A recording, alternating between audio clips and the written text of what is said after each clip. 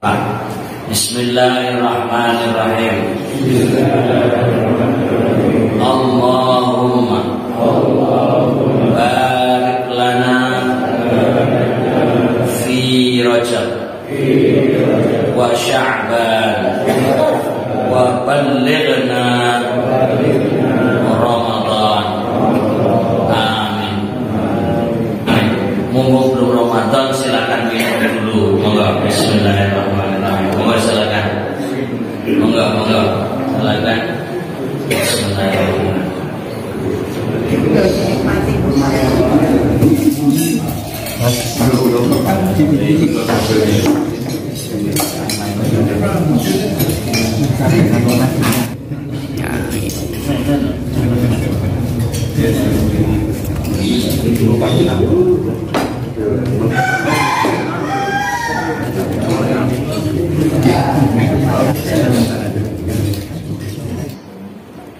Assalamualaikum warahmatullahi wabarakatuh.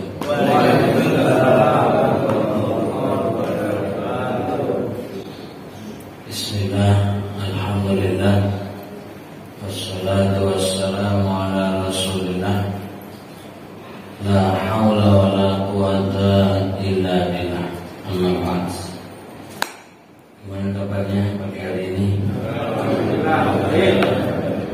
Hujan tetap semangat. Atau tadi waktu berangkat belum hujan ya? Saya berangkat pakai mantel ya, berarti sudah hujan. Bahkan dari kemarin ya, sudah rintik-rintik hujannya awet. Mudah-mudahan hujan yang mendatangkan manfaat. Kita ucapkan Allahumma shayyiban nafi'an. Ya Allah, jadikanlah hujan yang turun hujan yang memberi manfaat. Kalau sekiranya pulang biar tidak kehujanan, nanti kita baca Allahumma hawalaina wala alaina. Ya Allah, turunkanlah hujan di sekitar kami, bukan turun di atas kami. Ini doa dari Nabi, tapi sifatnya kayak egois gitu. Silakan hujan, tapi jangan gini gitu. Ini boleh dan ini hadis sahih. Allahumma hawalaina wala alaina. Ya Allah, turunkan hawalai, jadi di sekitar kami, wala alaina, dan bukan turun di atas kami, alaina. Baik, jamaah rahimakumullah, kita bersyukur pada Allah pada pagi hari ini berjumpa kembali dalam keadaan sehat, dalam keadaan semangat, dan mudah-mudahan mendapatkan berkat pulang ada sarapan. Mudah-mudahan barokah semuanya, bagi yang menyediakan, bagi yang mendanai, bagi yang menyiapkan semuanya. Mudah-mudahan Allah karuniakan rezeki yang melimpah. Amin. Amin. Pada kesempatan kali ini kita akan membaca surat Al-Infitar, halaman 245. Tentu surat ini turun kepada Nabi Muhammad Sallallahu Alaihi Wasallam saat masih di Mekah. Karenanya disebut surat Makkiyah, yaitu antara letak di dalam Al-Quran maupun urutan turun angkanya sama. Coba lihat kolom di atas yang sebelah kanan, tulisannya berapa itu? 82. Setelah tulisan Makkiyah angkanya berapa? 82. Jadi ini surat antara posisi di dalam mushaf Al-Quran urutannya dengan urutan turun ini sama. Jadi ada 85 surat yang turun di Mekah. Berarti ini menjelang Nabi hijrah menjelang Nabi hijrah, karena nanti ada 85, ini sudah 82, berarti kira-kira ada 3 surat lagi sebelum Nabi hijrah. Artinya surat Al-Infitar ini turun di saat kondisi Nabi Muhammad SAW masih dalam tekanan, masih dalam teror dari kalangan kufar Quraisy, kaum kafir Quraisy. Lalu ayat ini diturunkan tentunya untuk mengingatkan agar mereka beriman kepada Allah dan beriman kepada Nabi Muhammad SAW, singkatnya masuk Islam. Hanya saja urutan-urutan ayatnya mengingatkan tentang kiamat, tentang kiamat dengan tadabbur alam. Jadi diawali dengan idzas sama'u, apabila langit infatorat terbelah, wa idzal kawakibu, dan apabila bintang-bintang tasarat, yaitu jatuh berserakan. Kemudian yang ketiga, wa idzal biharu, dan apabila lautan fujirat, dijadikan meluap semacam tsunami. Kemudian ayat 4, wa idzal kuburu, dan apabila kuburan-kuburan bu'tsirat, dibongkar. Nanti saat itu ayat 5, alimat nafsun, maka tiap-tiap jiwa akan mengetahui ma qaddamat, apa yang telah dikerjakan, wa akharat, dan yang dilalaikannya. Baik, jamaah rahmatullah, ini sebagai pengantar, mari kita baca surat Al-Infitar yang jumlahnya ada 19 ayat. Tapi mungkin kita baca beberapa ayat dulu, setidaknya sampai biar sampai titik itu sudah sampai ayat 14. Coba nanti kita lihat. Kalau tidak pengantarnya sampai 6 ayat dulu tidak apa-apa. A'udzu billahi minasy syaithanir rajim. A'udzu billahi minasy syaithanir rajim. Bismillahirrahmanirrahim. Bismillahirrahmanirrahim. Idzas samaa'u fatarat. Idzas samaa'u fatarat. Wa idzal kawakibu intatharat. Wa idzal kawakibu intatharat. Wa idzal biharu fujirat. Wa idzal biharu fujirat. Wa idzal quburu bu'thirat. Wa idzal quburu bu'thirat. Alimat nafsum ma qaddamat wa akharat. Alimat nafsum ma qaddamat wa akharat.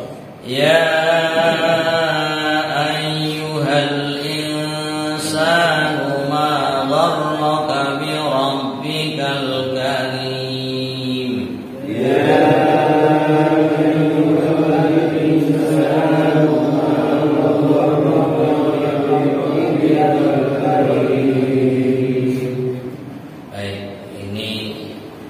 sampai ayat 6. Walaupun belum sampai titik, kita mempersingkat untuk baca bersama.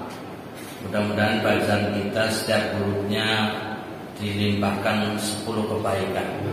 Amin ya rabbal alamin. Pada ayat 6 ini panggilan khusus, hai manusia, apakah yang telah memperdayakan kamu berbuat durhaka terhadap Rabb-Mu yang Maha Pemurah. Jadi mengingatkan manusia-manusia yang ingkar, yang durhaka, yang kafir terhadap Allah, padahal Allah Al-Karim yang Maha Pemurah.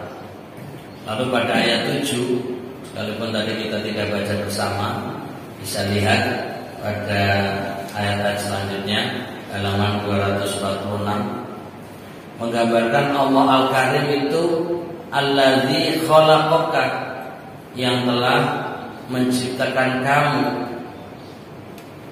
Tapi ini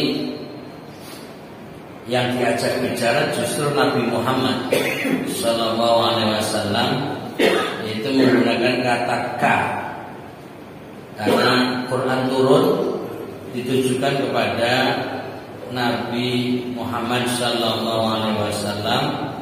Tapi karena tadi diawali ya ayyuhal insan, wahai manusia, maka tentu ditujukan kepada siapapun yang mendengar, siapapun yang diajak bicara, bahwa engkau manusia telah Allah ciptakan, yang telah menciptakan kamu, fasawwaka, lalu menyempurnakan kejadianmu. Ini tentunya dengan detail bisa kita bahas pada prosesi penciptaan janin sampai menjadi bayi. Nah, ini tentu di ayat-ayat lain. Fa'adalak, dan menjadikan susunan tubuhmu seimbang. Secara tidak langsung ayat 7 ini membuka pandangan tentang ilmu kebidanan, tentang ilmu janin, jadi tentang ilmu embriologi. Nah, ini satu ayat bila dikaji dengan pendekatan ilmu embriologi baru menunjukkan betapa ayat ini sangat mendalam, sangat luar biasa, yang saat itu belum ada alat-alat canggih dalam mengungkap prosesi janin di dalam kandungan. Tapi ayat Al-Quran sudah diturunkan kepada Nabi Muhammad SAW dengan bahasa yang sangat singkat, padat, tapi sangat mendalam maknanya. Dan juga pada ayat 8 masih kaitannya dengan bentuk ciptaan manusia. Fi ayyi suratin, dalam bentuk apa saja, masya'a, yang dikehendakinya. Jadi Allah punya kehendak dalam menciptakan bentuk manusia dalam prosesi janin. Rakkaba, ya, dia menyusun tubuhmu. Jadi ada yang standar normal, itu tetap saja berbeda-beda. Bahkan diketemukan bahwa cap jari saja tidak ada yang sama. Ya, sidik jari, ya, sidik jari. Artinya setiap orang padahal sepertinya sama, tapi ketika dilacak tidak ada yang sama. Sehingga ini untuk menunjukkan betapa Allah sangat istimewa di dalam menciptakan manusia. Tidak ada yang sama satupun, ya, di antara kita, bahkan seluruh dunia. Ini luar biasa. Kemudian pada ayat 9 ini untuk mengingatkan kembali bagi manusia-manusia yang durhaka mendustakan hari kiamat. Kalla bal tukadzibuna biddin.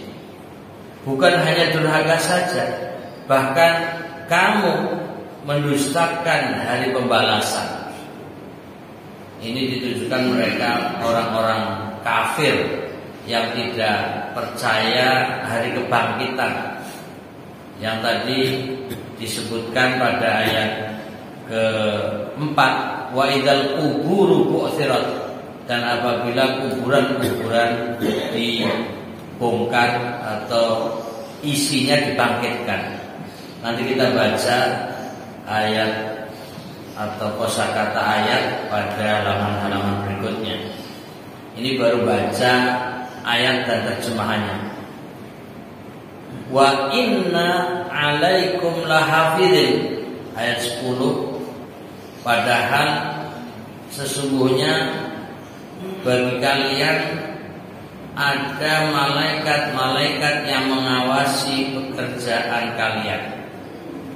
Jadi ditujukan kepada mereka yang mendustakan hari kiamat bahwa diawasi malaikat.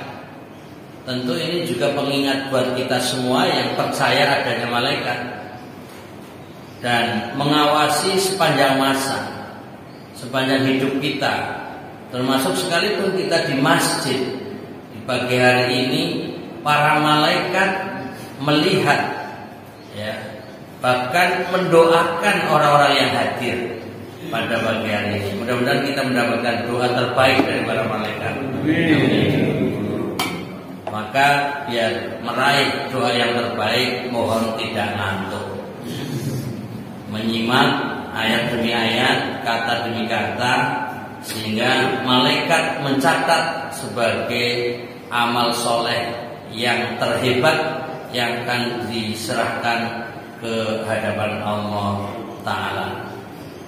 Kemudian gambaran tentang kedudukan malaikat pada ayat 11 sebagai keterangan ayat 10. Kiraman, yang mulia. Jadi para hafidin, yaitu para malaikat penjaga, pengawas, itu kiraman, yang mulia di sisi Allah. Katibin, jadi pekerjaannya sebagai pencatat, ya, yang mencatat pekerjaan itu. Jadi kayak sekretaris, ya, para penulis, para pencatat. Lalu ya'lamuna, mereka para malaikat mengetahui ma taf'alun, apa yang kalian kerjakan. Nah, pagi hari ini kita termasuk pekerjaan baik, ya, amal soleh, duduk di masjid, thalabul ilmi, tilawatul Quran, ya, tadarus, dan bahkan mengkaji ayat-ayat Allah. Ini adalah sangat istimewa pada hari Jumat di bulan Rajab.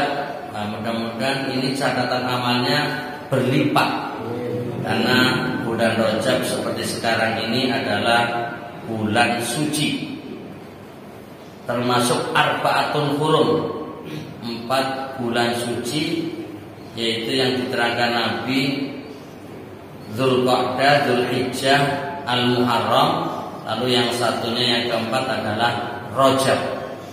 Maka digambarkan bagi orang-orang yang beramal soleh di bulan Rajab dilipat gandakan pahalanya. Dan mudah-mudahan keberadaan kita di pagi hari ini mendapatkan catatan yang terbaik berlipat ganda. Allahumma amin. Ada sebuah doa, walaupun secara ilmu hadis kualitasnya dhaif, lemah, tapi karena ini sebuah doa yang mungkin untuk harapan dan motivasi, maka boleh kita baca, yaitu memohon keberkahan di bulan Rajab dan bahkan nanti bulan depan, bulan Sya'ban, lalu berharap ketemu bulan Ramadan. Sehingga ada sebuah rangkaian doa. Karena ini hadis dhaif, saya tidak mengatakan doa dari Nabi, tapi ada sebuah doa, Allahumma barik lana fi Rajab wa Sya'ban wa ballighna Ramadan. Coba bisa saya pandu karena sekalipun sudah hafal. Untuk kekompakan saya baca, tolong sama-sama diikuti. Kalau mau ya monggo sambil angkat tangan karena ini doa. Bismillahirrahmanirrahim. Allahumma barik lana fi Rajab wa Sya'ban wa ballighna Ramadan. Amin. Ini harapan kita bersama di awal-awal bulan Rajab ini, kita sampai pada akhir Rajab nanti dan bahkan sampai bulan depan, bulan Sya'ban, penuh dengan keberkahan, kebaikan dan kebaikan. Bahkan kita semua insya Allah panjang umur ketemu bulan Ramadan, beramal soleh yang dilipat gandakan. Allahumma amin. Mumpung belum Ramadan, silakan minum dulu. Monggo. Bismillahirrahmanirrahim. Monggo silakan. Monggo. Silakan. Bismillahirrahmanirrahim.